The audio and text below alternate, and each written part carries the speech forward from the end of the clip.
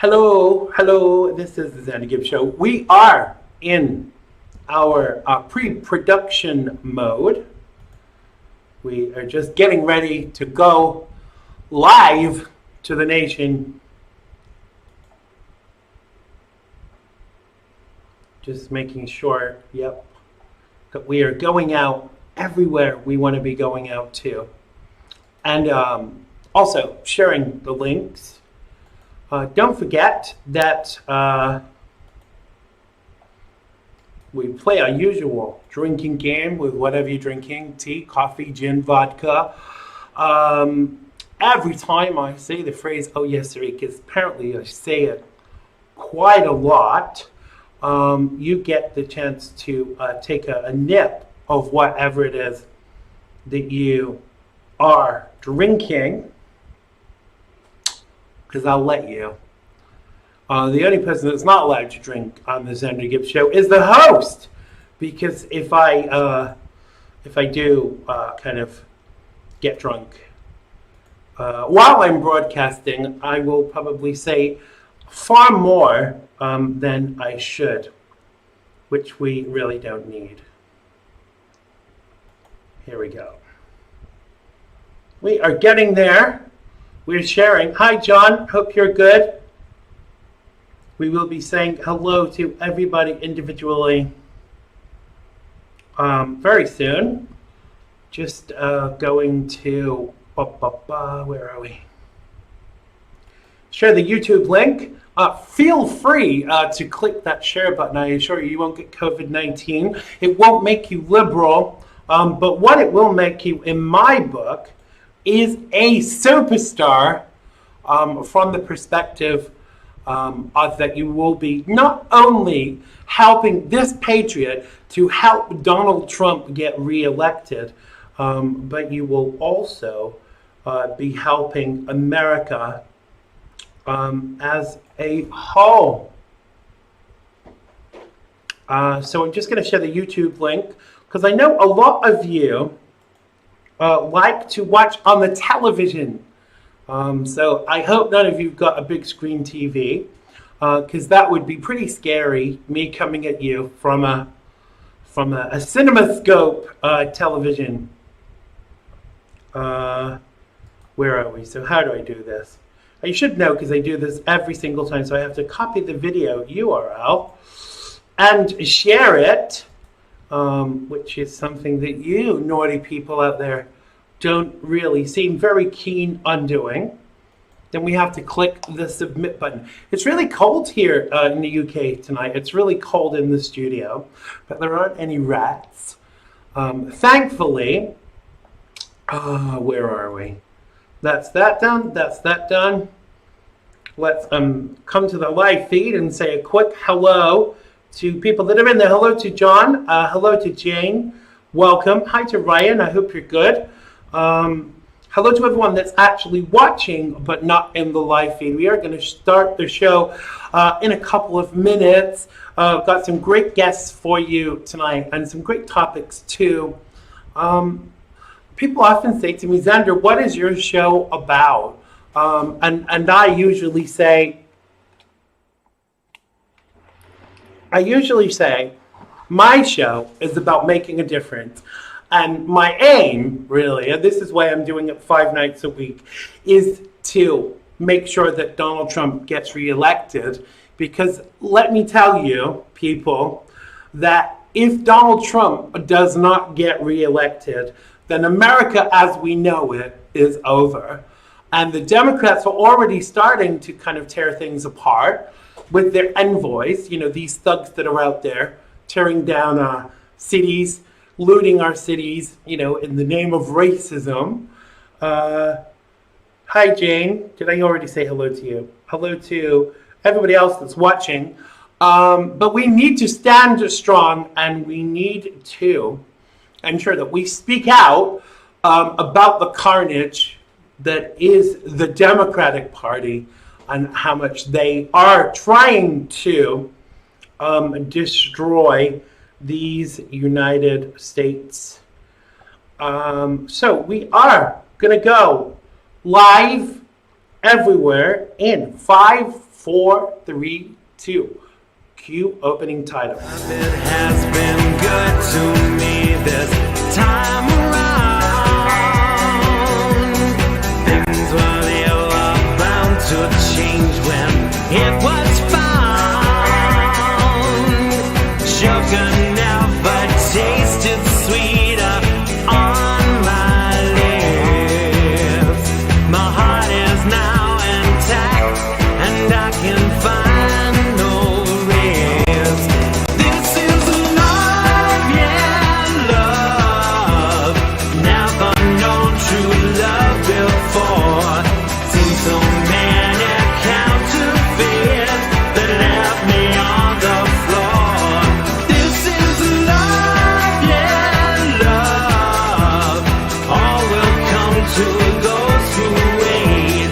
Time it cannot know the bounds, and eras don't dictate.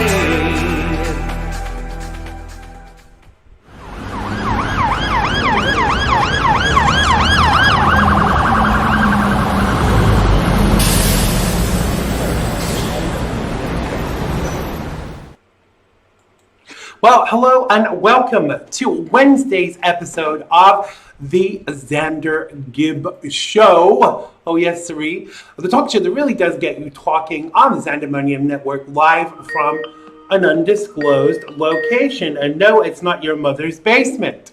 It's not even my mother's basement, honestly. I don't know why these people try to call when I'm doing the opening. Yes, bringing you the best in Patriot broadcasting 5 nightly, quite rightly. Now, I'm Xander Gibb, as I said, and on today's show, I'll be getting on my soapbox and giving you the opportunity to get on yours too in our phone-in. Dan Wose from Good Guy, Bad Gun drops by, and in part 2, author Dylon Voke joins us.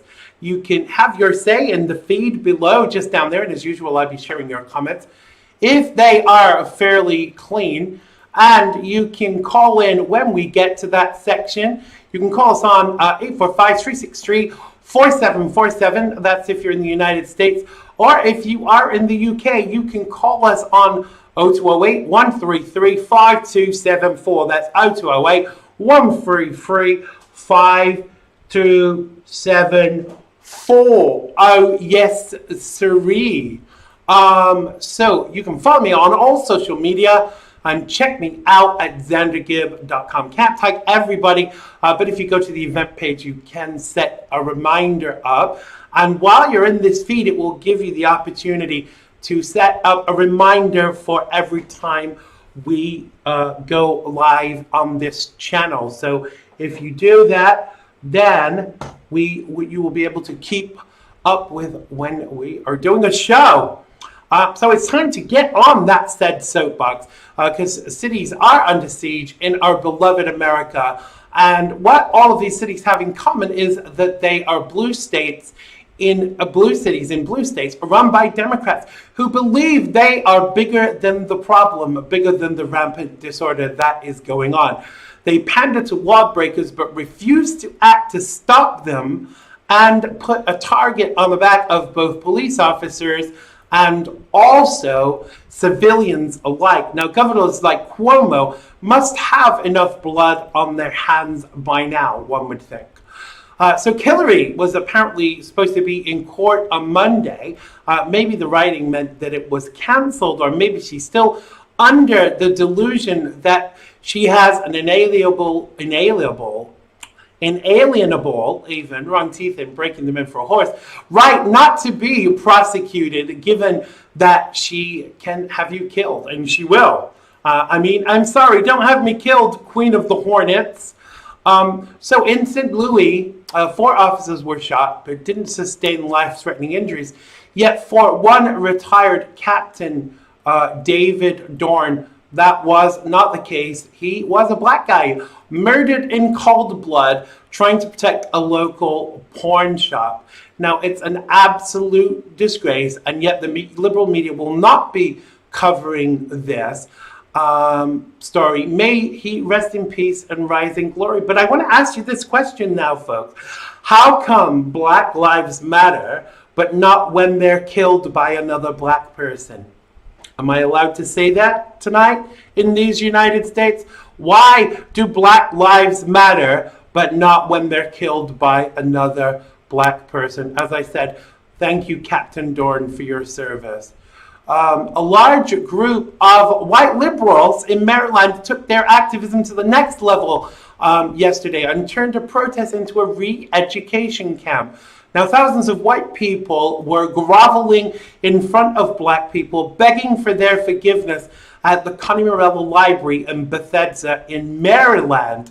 So the crowd of mostly white people raised their hands and repeated anti-racist slogans like a bunch of zombies. Now, I'm all for things changing, but what kind of reverse racism cult is this?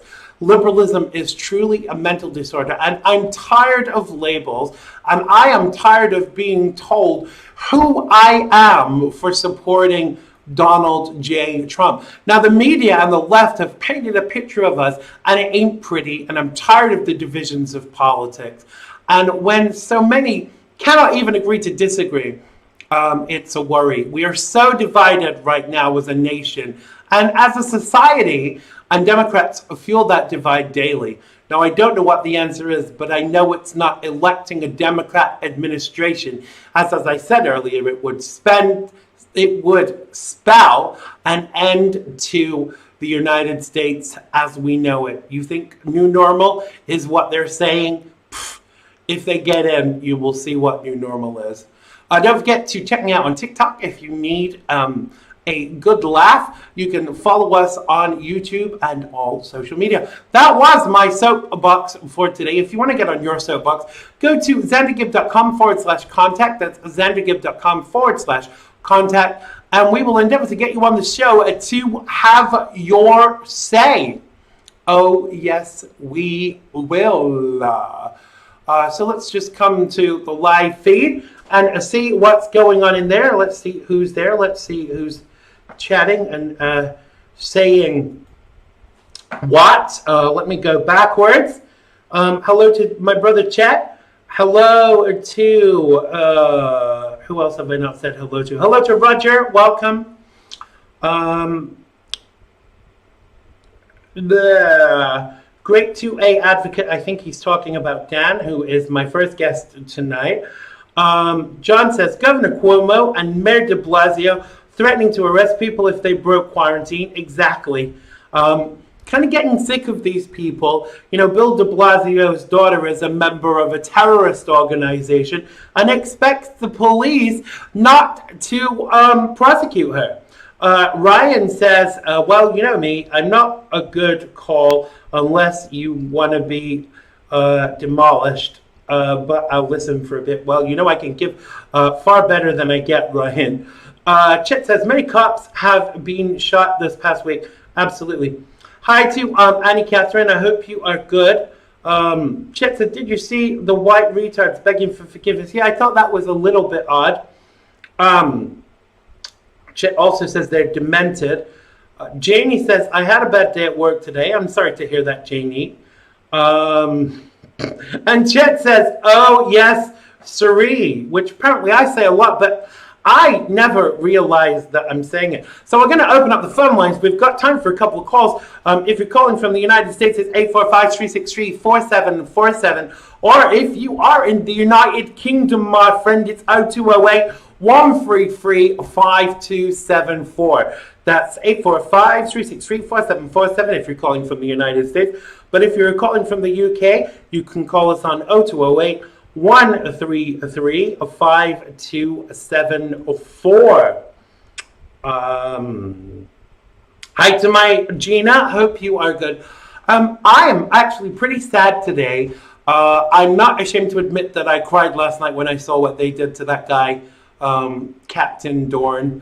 You know, he's dedicated his life, you know, a black guy to the service of others, to serving his community as a police officer. And I don't usually swear on the show, but I will make an exception today. These thug bastards shot him in the back and left him to die. And if this is what we're coming to in America, What the hell is going on? And ultimately for me, as I said in my opening monologue, why are we not talking about black on black crime? How come only Black Lives Matter when they are getting killed by a white person? Surely someone needs to open the door on this topic. Hello to Carla. Welcome to the show. I hope all is good with you. Give us a call, 845-363-4747. You can tell us what you think about captaindorn being killed. You can tell us what you think about the Black Lives Matter movement. Should the Black Lives Matter movement be classified as a terror organization like Antifa? I think possibly so, because it's been politicized. It's not actually about protecting black people anymore. But, I have to make this statement. This is a caveat that I really have to say, because there are some stupid people out there. And for me, I don't care about the color of your skin. If you get caught committing a crime, you deserve due process, and no one should be killing anybody regardless, unless they are protecting themselves. Janie says, let me scroll back up. She said she had to treat many people that were in the protest. When what's made it is worse, when they insisted on a person of color treat them, no big deal. She has big shoulders. See, I don't get that, because if I went to hospital and I said I want a white guy to treat me or a white person to treat me, that would be classified as racist. Hi to John. Welcome.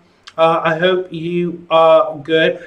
I'm concerned that we are becoming more divided. But can you pinpoint where this started? Because I can, there's always been racism in the United States, but it got a lot worse under Obama's administration.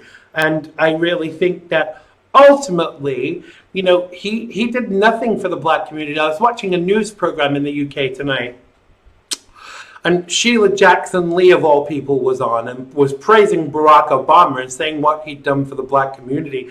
I was furious. I tweeted right away, what the hell did Barack Obama do for the black community? Zero. Donald Trump has been president for 3 years, and we have the lowest black unemployment ever. And the concern for me is that is ignored. He's still classified as a racist. But no one can give me any examples as to why he's racist or homophobic or bigoted or any of those things. But, we shall get there. Chet says, getting the non-working number message. I don't know why that is, Chet. Let me just... I'm going to restart the Skype, and when I've restarted the Skype, if you want to try again, if it doesn't work, I will call you. I know it was just working because I know someone called while I was doing my opening monologue. So I have reopened it now. So if you want to try again, chat, and if it doesn't work, I will give you a call. Ryan says Antifa uses BLM as a cover. They really aren't that bad. The people used to speak to Antifa, but now they tell me I can't speak to me anymore. Expect escalation. John says statistics don't matter. Hello to Sherry. I hope you are good. So feel free to give us a try again. Okay, Chet, I will call you. I don't know why it's not letting you. Don't know why it's not letting you go through. Skype are crap sometimes, frankly.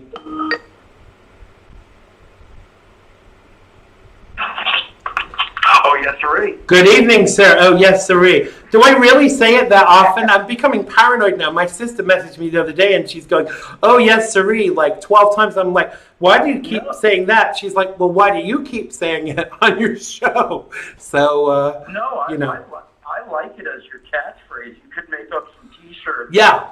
And get them out there. The Xander Gibb Show. Oh, it's time for the Xander Gibb Show. Oh, yes, sir. Yeah, for sure. Yeah, we're working on some merch. I'll definitely look into that. But sorry, not getting a cut from the sales. You gotta cut me in on the profits. Maybe I'll buy you a beer next time I see you. But what do you make of this last night? This police captain who's dedicated his life to, serving the community, and now he has been shot and killed, shot him in the back, even. What do you make of this? Well, I'm very disturbed. Obviously, last night when we were talking, we were mentioning all the police that have been shot, and some are still in intensive care. And this gentleman is shot dead. Nobody cares. You know, it is really sad because there's a really big target on our policemen's backs right now, Zan. And when we hear people like Cuomo or de Blasio, are the ones that usually thumb their nose into the police, or right. Put a thumb in the eye, rather.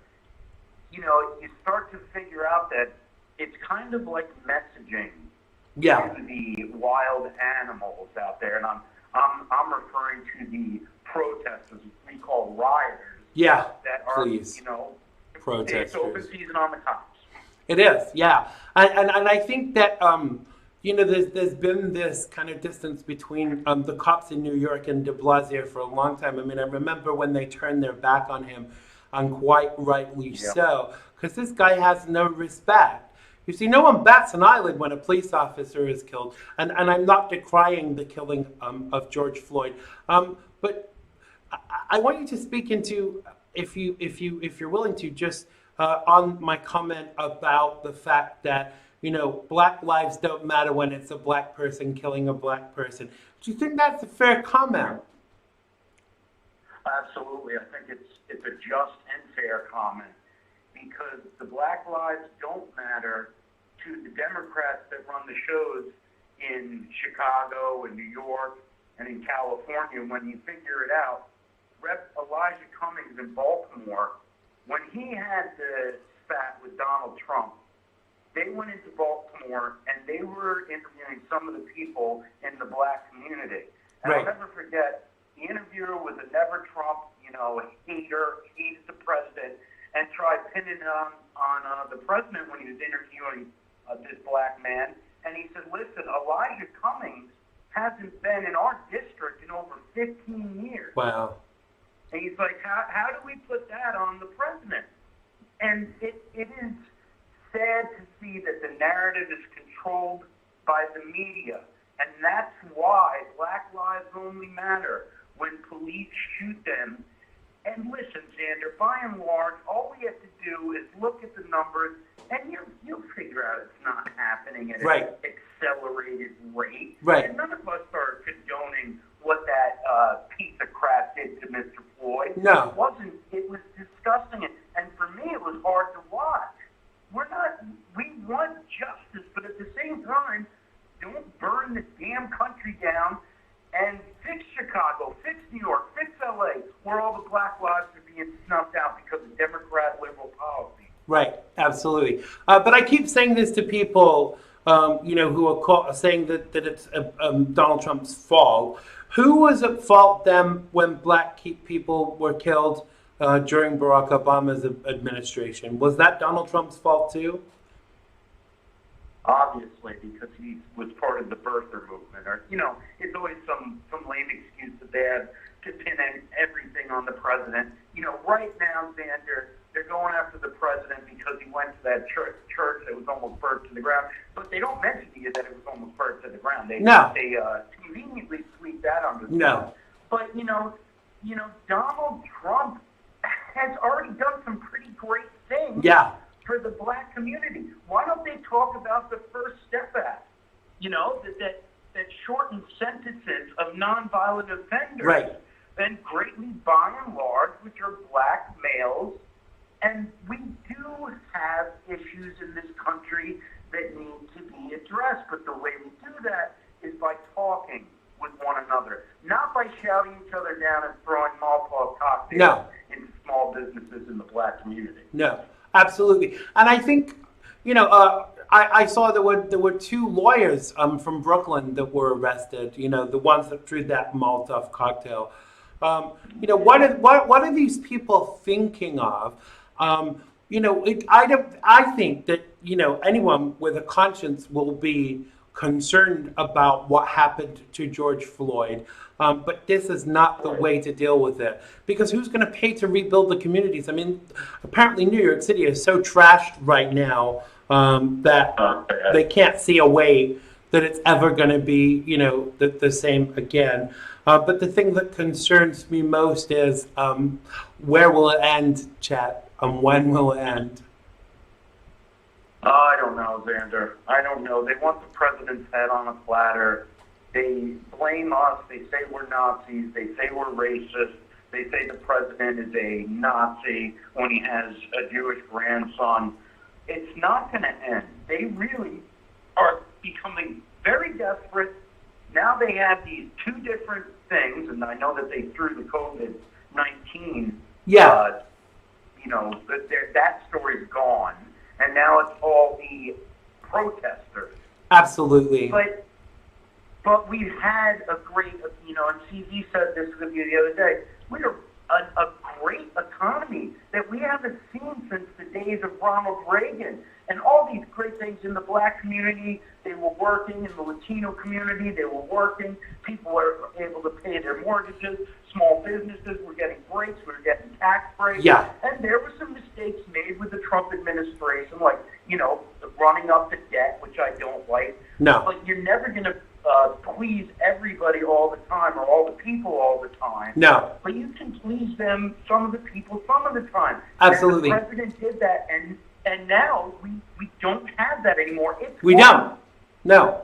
But look at the price we're paying for that destruction. We have to leave it there. I'm glad we're going to get to talk in more depth tomorrow, because you're one of the guests on the show tomorrow night. So I look forward to speaking to you. Thank you so much for calling in. Chet Martin from Freedom on Deck. Make sure you go check them out. And tell them that Xander Gibb sent you. Thanks a lot, brother. Take care. So my first guest, who should be calling in any second, is Damwost. And actually, let's stop there, because I've got the wrong teeth in tonight. A nationally recognized Second Amendment advocate and author of Good Gun, Bad Guy series and host of Good Gun, Bad Guy Radio. He speaks at events and is a contributing writer for many publications and can be found on the best radio stations, hence his appearance on my show tonight.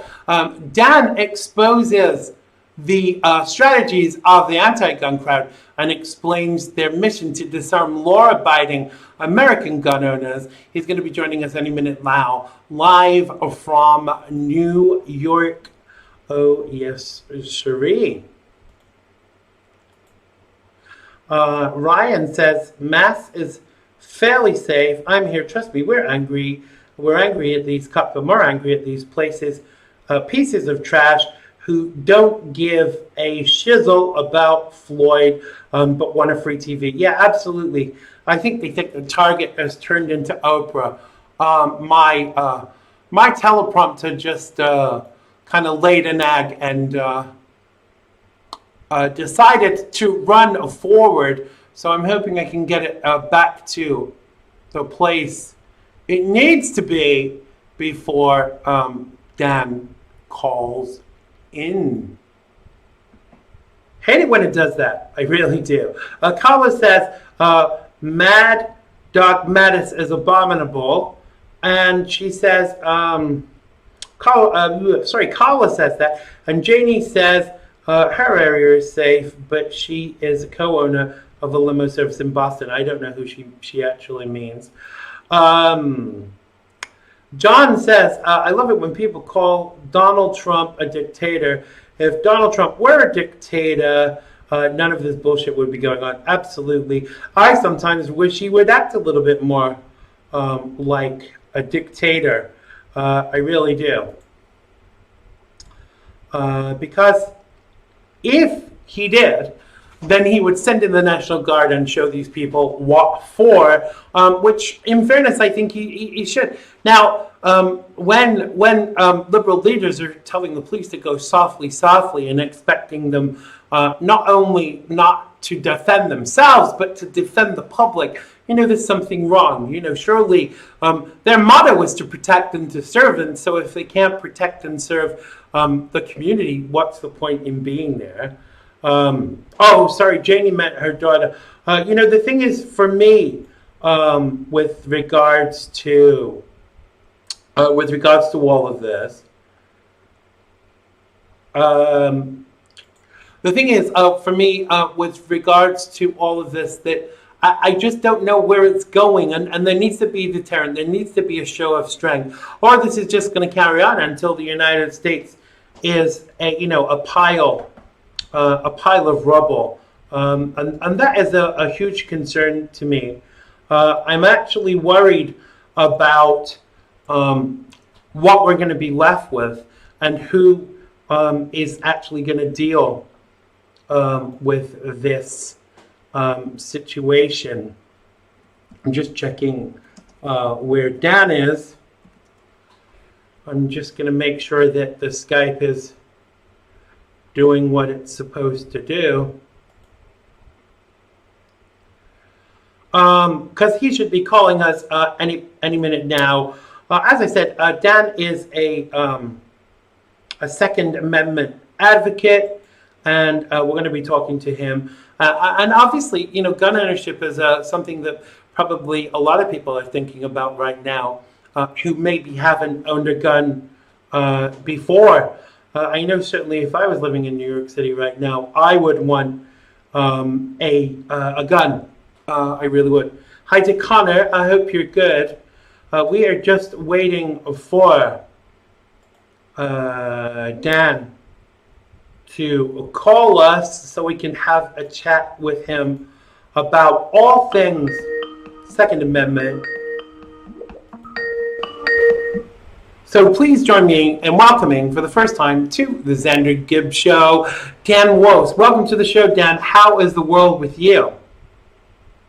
Hey, Xander, excellent. The world is excellent with me. Unfortunately, it's gone a little crazy out there. Yeah, crazy is like an understatement, isn't it, right now? And it's so crazy that I'm in the UK right now, and I'm actually glad that I'm here, because on the outside looking in, I wouldn't want to just buy a gun, because I was just explaining that so many people who are not gun owners are saying, hey, I need a gun. I would want a full damn arsenal of guns right now. Well, I understand that, but a lot of people right now who have previously not owned guns are really starting to become aware that gun ownership, they're becoming aware of the value of gun ownership, because they see the violence that can be stirred up by the political left. Right. And people are concerned, and I don't blame them. I always recommend training and making sure you know what you're buying and what you're getting, and make sure you have good people in your corner to help you to school you up. Absolutely. Make sure that you know what you're doing. Absolutely. Well, here in the UK, we don't have a Second Amendment rights, unfortunately. So if someone breaks into your house, the only person that's allowed to shoot anyone is someone like a farmer, or someone that has guns as part of their job. So we're pretty kind of exposed here. But I want to rewind a little, because obviously your field of expertise, is the Second Amendment, and I do want to talk about your books and your show and stuff. But I want to clear up this myth. Now the left say we don't want to take away your guns, but they clearly do. Am I right in saying that? Oh, they absolutely do. Yeah. Anytime they say they don't want to take away your guns, they're lying. Yeah. They would love to take away guns. They would love to take away the ability of lawful Americans to own guns, because you see, if the good guys, the patriots, the traditional Americans, if the good guys can't own guns, then that helps the political left, get their way with policies and socialism and all the things that they want. Right. So really, it's not the bad guys that they're trying to restrict. It's the good guys. Right. Because the good guys are their opposition. Yeah, I mean, I don't know if you know, but I used to be a Democrat, and I used to often hear people on the right saying, the one thing that stops a bad guy with a gun is a good guy with a gun. And I never kind of, saw how real that was until, I got them to give me my brain back, and I became a Republican. But that's quite a true statement, isn't it? Because as a gun owner, if you're in a situation where there's someone with a gun and they're threatening people, you will use that gun to protect the others around you. Well, as an absolute last resort, the answer is yes. And most often, well, let me start here. Let me tell you this. There was a study by Gary Kleck, who's a Florida criminologist, and the study revealed that 2.5 million times per year in America, guns are used to save lives. They're called defensive gun uses. And it most often meant that just the mere presence of the gun deterred the bad guy. You didn't have to kill the bad guy. Most often, just having the gun stopped the crime. Right. 46% of those were women. Defensive uses were women. So the fact is, there's an overwhelmingly large number of defensive gun uses that save lives. And the political left in America does not want you to know that. And by the way, I was on the anti-gun side for a while. I was kind of a liberal lefty for a little while in my life too. And I started to think logically about this topic. And this is where it's led me now. I've become somewhat of a national spokesperson, a national advocate for Second Amendment rights. And I cannot stand the lies and the rhetoric and the propaganda that the political left in America spew like animals. And they're not here for the best intentions of the American people. They're here to control the society. Absolutely. Well, you are in good company with myself, being an ex-lefty too. Now, I want to come to what came first. It's like, what came first, the chicken or the egg? What came first, the books or the radio show? And what was the inspiration to start this kind of movement? Well, like I said, I started out in a pro-gun family. My father took me hunting and target shooting, so I was familiar with guns when I was a kid. But I went lefty, and I went anti-gun because I was playing in rock bands. I was touring in rock bands in my 20s, and so I started hanging out with left-leaning people, anti-gun people. So I took on that kind of mindset. And it's terrible how we become such a product of our environment, but it's true. It happens. And it wasn't until my wife and I had a situation where we were almost in a dangerous situation, and I realized that night that if I want to be able to protect my wife and my son, I better get smart about this topic. And I had an awareness. I had a moment of clarity that night. Turned me completely around. So I wrote an article that got picked up by a bunch of websites, and it was turned into the very first chapter of Good Gun, Bad Guy. And it was called The Truth About Guns. And that first book went, the second book came, and now the third Good Gun, Bad Guy book has been released. And it's just taken off like crazy. Everybody loves the book series. It got me a radio show. I speak around the country. I do speaking events. I'm a spokesperson for Gun Owners of America. Right. It's brought me a lot of great things, so I'm very thankful right now. So, Tom, I want you to tell me a little bit more about the practical side of guns, because I'll be totally honest with you. Obviously, I'm pro-gun, but they scared the helicopter out of me. Do you think that for someone like me, learning how to use a gun properly would alleviate a lot of my fears? I appreciate you so much for being honest. That's very honorable of you to say that. You understand and respect them. They do scare you, and that's normal. That's okay if guns scare you. The reason they scare you is because you just don't have enough information. You just haven't maybe got enough experience. Once you go out to the range a couple times, and once you get some good people in your corner to help you, you will start to feel confident. And once you feel confident with a gun, that's when we start carrying a gun. So everything changes. But the information that you receive is going to help you get over that fear. Guns aren't bad. Guns are good. But you need to understand them, and you need to know how they work and how they function, the mechanics, and you need to bring yourself to a place of experience where you're comfortable with the gun. Absolutely. Well, as I said, we're unfortunately we're not allowed to have guns here. But as soon as I come back to the United States, I will be signing myself up to a gun club to actually learn how to use one safely. Now, there is an anti-gun. Go ahead. Sorry. We'll get you, when you come to America, we'll get you stacked, packed, and racked. Don't worry about it. Brilliant. Get myself a little 6-shooter or something. Now, we hear so much about the anti-gun narrative, Dan. Tell us a little bit more about that and how we can kind of break it down and destroy it somewhat. Well, I think the first thing is to understand that the anti-gun narrative is built on the emotions of people who don't know any better. So they instill fear of guns, and they instill a hatred. They build and perpetuate a hatred toward gun owners.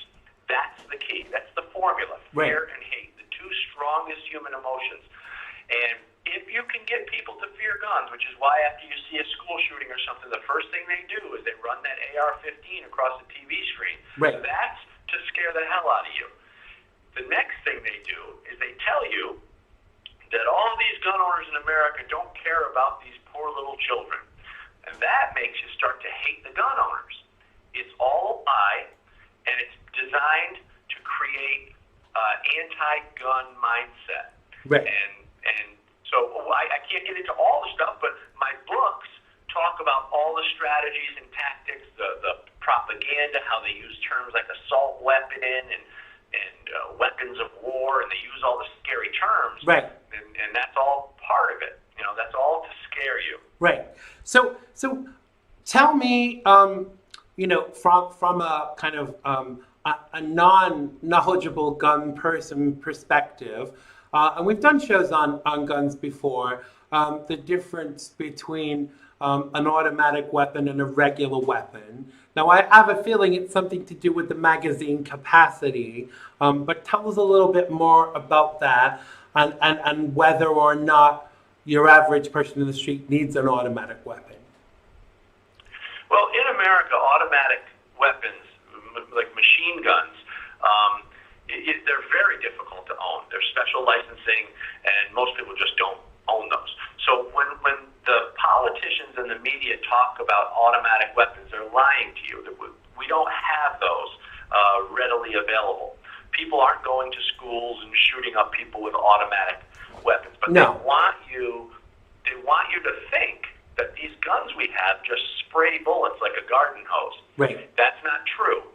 The guns that we have that are most popular in America are called semi-automatic. Right. What that means is when you pull the trigger, a round fires and another round loads into the chamber.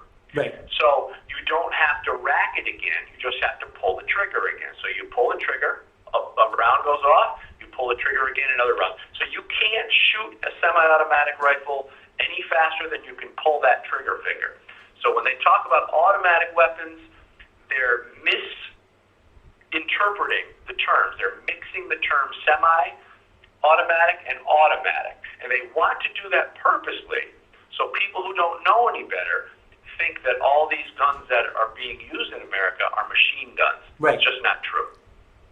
But this is intentional, isn't it? It's not just that they don't know. It's actually that they're trying to use this terminology to increase that anti-gun narrative so that everybody thinks that guns are bad. Yeah, well, that's exactly right. And it's all about the narrative, and it's all about fear. Now, if you go back just a couple of years, 3, 4, 5 years, and you listen to some of the Hillary Clinton rhetoric that she was talking about and trying to push for more gun restrictions, she was using the term automatic weapons, and they all did it. And they knew, because the gun community, told them, countless times that they knew that what they were talking about was a lie, but they continued to use the term automatic weapon because they know that an automatic weapon is a machine gun, and that's what they want people to think are being used. So go back and watch some of the Hillary Clinton videos, and you'll hear her say that a lot. Complete lie, but just part of the game. Absolutely. That's part of their strategy. For sure, because historically, when people have taken away guns, it's been when they've been preempting to kind of do bad things to you, because you can't do bad things to people that have got a gun because they're going to shoot you. Well, right, and that's why our Constitution and Bill of Rights specifically was written, and that was when our founding fathers wrote those amendments, those first 10 amendments in 1791, amendments to the Constitution. The Second Amendment talked about the right to keep and bear arms because they knew that governments could get big, just like the government, right? Just like the people we fought for our freedom. Absolutely. And in the UK, we were able to fight the British rather. To gain our freedom, right? And as soon as we did that, we knew that because they were able and willing to control the people, we knew that human nature would cause other people, should government get big enough, to want to control the people as well. So they wrote in the Second Amendment that says a well-regulated militia being necessary to the security of a free state, the right of the people to keep and bear arms shall not be infringed. Which means that should government get big enough where it wants to control the people again, the people will have firearms as leverage to keep their government in control. That's the benefit we have here in America. That's why America's so special. That's why we love it here, because we, theoretically, are in control of our government, not the other way around. Absolutely. Amen to that. And that's exactly how it should be. Now, I feel like we've only just scratched the surface, but we are out of time. And so I hope you'll come back and talk to us again. Tell people where they can A, buy your books, and B, listen to your show. Well, absolutely. I'll come back anytime you'd like. Brilliant. People can find my books at goodgunbadguy.net or goodgunbadguy.com. My radio show can be found at goodgunbadguyradio.com. I'm also on YouTube. You can look for Good Gun Bad Guy on YouTube. You can find me, Dan Wass, on Twitter and Facebook and Parler, and that's about it. Absolutely. And Dan's contact information is on the Xander Gibb show page for today. For now, thank you so much. It's been a pleasure talking to you, Dan, and I hope you come back and see us again very soon. You too. Thank you very much. Thanks a lot. Take care. Bye-bye. Bye-bye. That was Dan Wass. Make sure you go check him out and tell him that Xander Gibb sent you. I hope he's going to come back because I found that very interesting. So my next guest, who should be calling in any second, was diagnosed with Asperger's syndrome at the age of 8. And that is him calling now. And the auto cue just went crazy, so I'm just going backwards. So Dylan Volk is now navigating his life as an adult with autism spectrum disorder. He's candid about his struggles, hoping his story can help others on the spectrum as well as families. Now, his book, oh God, this auto cue is terrible. His book, Bad Choices Make Good Choices, available, and the link is on the Xander Gibb show page for today. Welcome back to the show. Dial Vote, welcome back to the show. How is the world with you? Sorry, what? How is the world with you? Hey, I'm doing all right during the pandemic. I'm out here in LA. We lost Dial-On. I don't know what is going on there. Let's hope he calls us back so we can find out a little bit more. I don't know what happened there. Where are you? I'm hoping E is going to call us back. But in the interim, let's go. Here we go.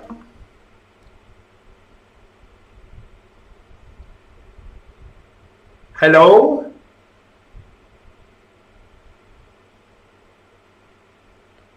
Hello? We lost you there.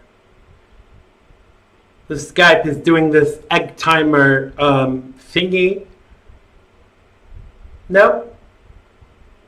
Don't know what happened there. I'm hoping that he will call back. Let's go to the chat. In the interim, hi to Swoop. Chet says maybe the DNC will put them up in a nice comfort inn. Who's that, Chet? Here we go. Third time lucky. Let's hope we can get the call to connect this time.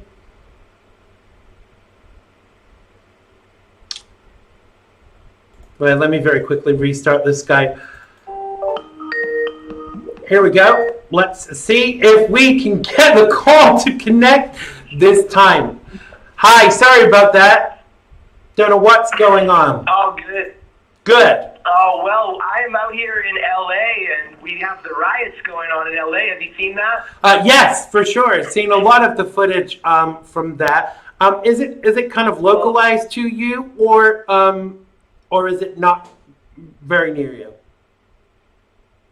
It's actually like walkable distance, practically. Not walkable, maybe a mile away from me has been some of the prominent ones. And I let me tell you, I got to see the footage up close with my own eyes. It was fantastic. Wow. Let me tell you, very entertaining. I saw people throwing things at police cars. I saw a police car on fire. I saw people like hurling rocks at them. People were hurling dumpsters out of alleyways to stand behind the dumpsters as the police shot pepper spray and stuff in and rubber bullets, or what do they call them? Like this, it's like this riot gear that they have. It's like being in a war zone. Wow. And none of this is about racism, really, is it? Let's face it. Well, you know, some of it may be just an excuse to loot. A lot of it about racism, but it gets out of control. Absolutely. What level of damage has there been in LA? So I saw there was like an attack. There was like a battle between the people and the police were outnumbered, and the people were throwing things in police windows as there were cops inside the police cars. The windows were shattering, and people were running up to police cars, kicking them, and they weren't doing anything. And then a couple police cars set on fire, 2 of them that I saw. One was just burned. I've never seen something so burned. It was burned into absolute rubble. Wow. So do you think the police in LA have been instructed, like they have in other blue states and blue cities, to have this softly approach towards the rioters? Oh, yeah. I thought they showed incredible restraint. I mean, if I was them, I would want to be doing a lot more than they were doing. Yeah. They were very much holding themselves back. Right. So was any of your property damaged, or were they not close enough for that to happen? Well, no, I parked like 2 miles away, and then I Ubered the rest of the way. Right. Wow. I really don't blame you. Now we were talking politics earlier, and you were telling me that you were a fan of Ann Coulter. Now, Ann falls in and out of favor with conservatives, as do I. So I do kind of associate a little with that.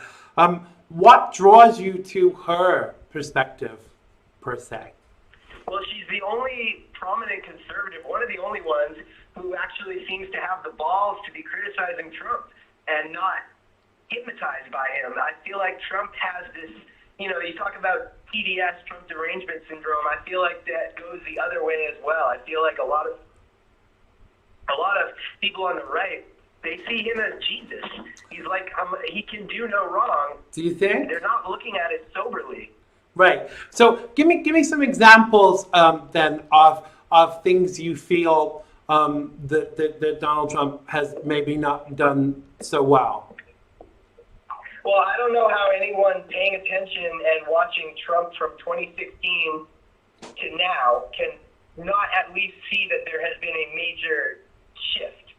Like, he's shifted far away from what he was in 2016. He was running as a cultural candidate. He was running as a revolutionary type, tear the system down and reform the entire system. He was running as very much an outsider, like this. What is the word I'm looking for?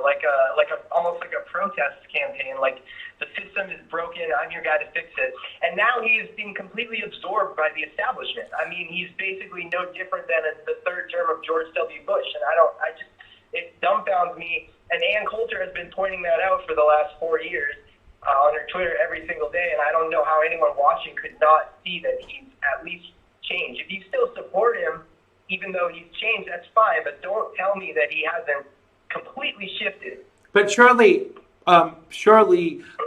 the duty of any president is to actually change with the times, because I think overall he's done a pretty good job. But I myself personally, I'm not a sheep, and I'm happy to call the president out when he gets it wrong. But I go back to my original question.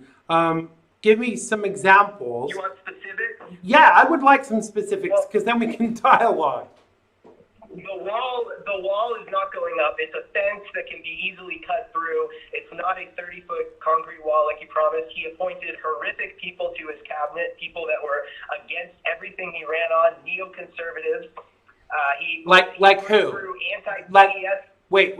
Like who? Give us some examples. Because I'm all happy for you to criticize him, but like Jared Kushner. Oh, well, I think we're in agreement about Kushner. What's that other guy? John Bolton. People from Goldman Sachs. People like that. And he put through anti-BDS laws, which is like anti-free speech legislation. Let's see what else. He hasn't done, up until now, he hasn't done anything about censorship, and this new thing that he did, this executive order to Twitter, is I've been hearing that it's actually toothless and it's not actually going to stop Twitter from censoring people. Well, it definitely is a shame that he waited until it happened to him, because some of us have been disenfranchised. I had 100,000 followers on Twitter and they took my account away from me, and no one did anything about that. And I wasn't saying to anyone, I'm going to kill you because you disagree with me. I was actually just saying what I felt. So the thing is, but do you expect perfection from this president? And can you actually not see the good that he has done? The only good he's done is economic. The stuff, and I've seen memes where people post all of President Trump's accomplishments. They are all economic. Not what he ran on. That's all typical Republican stuff. We would have gotten that if Mitt Romney had been president, if Jeb Bush had been president. No, I don't expect perfection, but I see him doing... I see so many things that he could do that he's not doing. So many things that he could not do that. Again, you're not giving me examples. And respectfully, I know that you. I gave you examples. No, you just said. Well, wait a second. Wait a second. You just said things that he's not doing, and I'm asking you for examples of that. See, because I'm not here to excuse Donald Trump, and I'm not here to say that he's perfect. Anti-free speech legislation, where college groups that are anti-BDS groups on college campuses, they can be defunded if they criticize Israel. That's just a way to take away their First Amendment right. I'm not sure that it's actually that simple with the act, in all honesty. But let me ask you this. You said... Hold on, I have another example. Wait. No. I have better example. Let me finish. The Union speech. Let me finish. Look, I really want to know from you. You said that anybody else would have been able to do that. Well, Barack Obama couldn't do it. So who was going to come in and actually do what he's done fiscally? I don't think that Immigration, Hillary would have done yeah, that. it has been worse. Immigration has been worse under President Trump than it was under Barack Obama. Higher levels, actually the highest level since 2001 we've seen of illegal immigration. And also cracking down on free speech has gotten worse. I mean, anybody who is not politically correct now has to worry about basically their lives being destroyed. There's been people who were Trump supporters who have been sent to jail for getting in fights with Antifa. Why isn't he pardoning them? Right. I can't defend him on that. You know, people like Roseanne Barr, who lost her TV show. And that wasn't because of what she said. That was more about the fact that she defended the president. I agree. I think that should have been dealt with right away. But does this mean you're going to be voting for Joe Biden this time then, or will you still be voting for Donald Trump?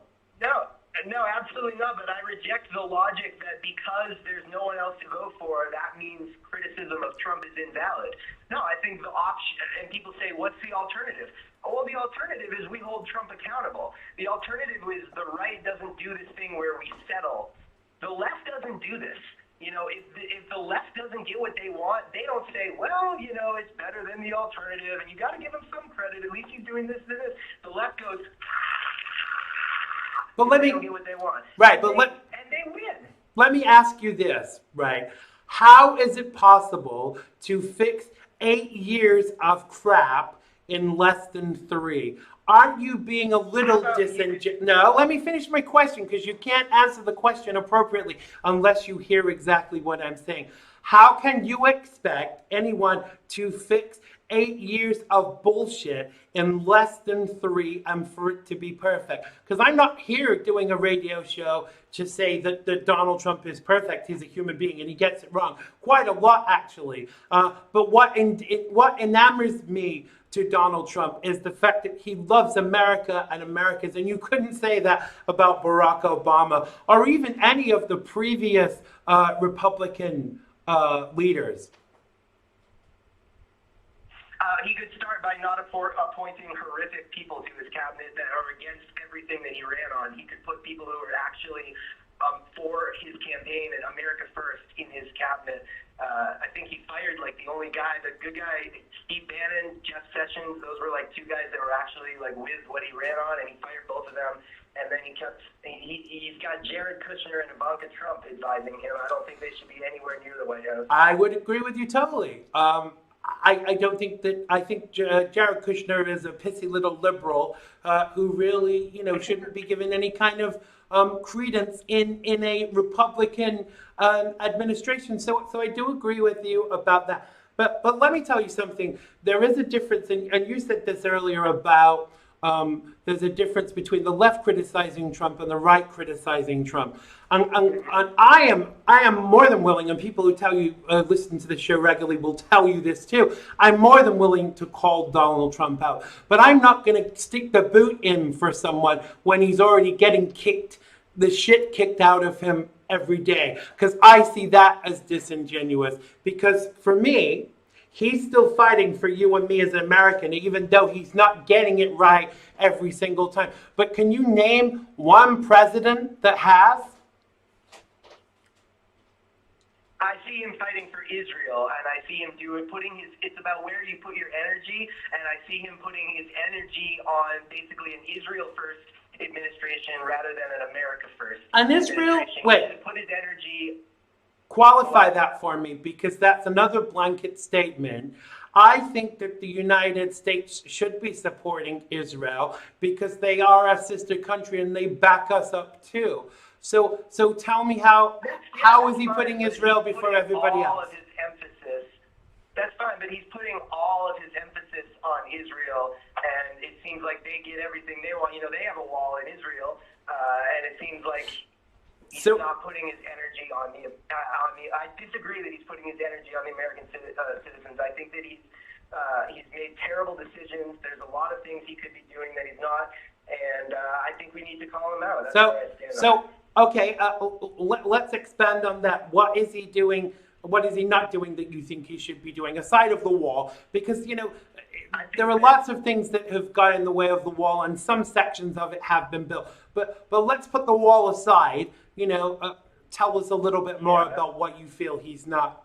I think the number one issue in America is the attack on free speech, which has gotten much worse because Donald Trump won.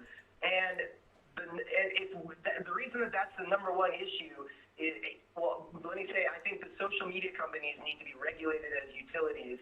And because if we can't speak on social media, which is the modern day virtual public square, we can't talk about any other issues. So we're not in a position to affect change whatsoever or have any say over our society if we can't be on these platforms. And he doesn't seem to understand that until it happened to him recently. Yeah, I agree with that. But let me put this to you. I am concerned that far too many conservatives are single issue supporters. And I used to respect Anne. I know Anne very well. I used to respect Anne. But Anne seems to be very much a single issue supporter. But surely we have to see the bigger picture. And is it for us as supporters to set the agenda of what should be done and when and why? One other thing. No, answer my question before. Now, answer my question before you move on to another thing. Should it be for us? What is the question? Should it be for us as supporters of Donald Trump to set the agenda as to what he does and when and why? Yes, absolutely, because we're the ones who got him elected. I think that's quite a naive position to take, really, because no one. One other thing I can tell you, a specific thing that he's done horribly wrong. So he got up in his State of the Union speech last year, and he said, "We want more immigrants than ever before," and he said, "We want more women in the workplace than ever before." Now, how can you not say that that is fundamentally against everything that he ran on in 2016? I don't. Total 180. I don't recall him saying we want more immigrants than ever before. So, Yes. so what He date? literally When was said that? that. When was that? 2019 State of the Union speech. I just about threw my TV out the window. I was like, what am I watching right now? Well, I as a political commentator watch pretty much everything out there that he says and does, because I'm called upon by the BBC and various other places to actually comment on it, and I have never heard him say that he wants more immigrants in the United States of America. We've got $100. I don't bet, but we have 1 minute left for the show before it goes off. But tell people let's say he did say that. Because it will just. Let's just assume that I'm telling the truth. Wouldn't that be fundamentally against everything he ran on? We're gonna lose you any second. I know that he didn't say that, but listen, we'll talk more. We'll have you on again. But tell people where they can find you. Not so they can beat you up for your opinions. Absolutely. REALDYLANVOLK. Google that. More immigrants than ever before. 2019 State of the Union speech. Absolutely. Thank you so much for joining us, and we will speak to you again very soon. Thank you. Okay, bye. Bye. Wow. That was interesting. I didn't think that I was going to be putting on my boxing gloves. Now, let me make a statement before we go. I don't think that Donald Trump is perfect. I don't think he's ever professed to be perfect.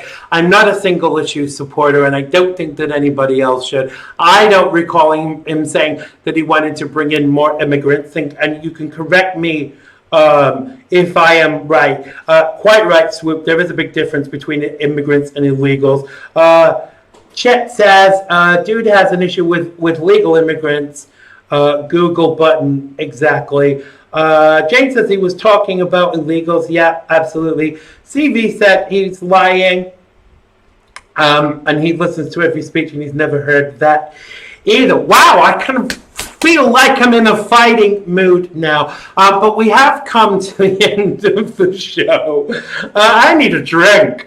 Yeah, only Jesus was perfect. I don't make mistakes. I don't make excuses for Donald Trump. He does make mistakes. And yes, I'll be honest, I am concerned that he waited as long as he did to do something about the social media issue. You know, I lost my account, and he's actually doing something about it now. I am also concerned that he has Jared Kushner as advisor, because as I said, he's a pissy little liberal. But if we supported our leaders based upon agreeing with everything, then that would not occur. Thank you to everyone who's made today's show possible. Thank you to Dan Was.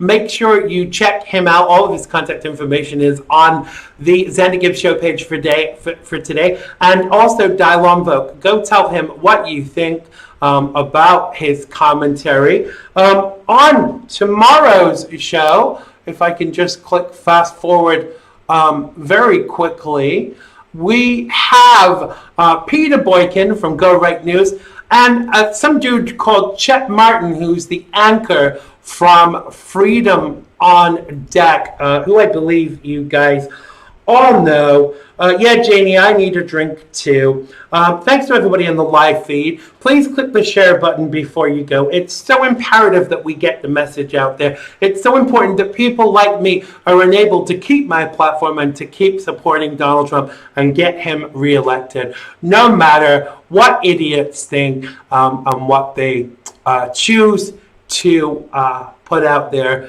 as single issue supporters. I have been Xander Gibb, and believe this, guys, I really do love you all. Click that share button, and we will be back tomorrow. Bye-bye. It has been good to me this time around. Things were the other bound to change when it was found.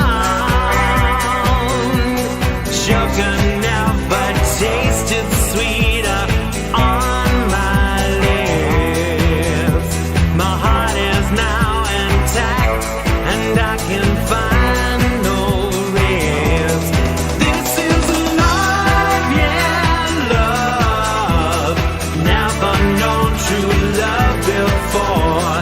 Seen so many counterfeits that left me on the floor.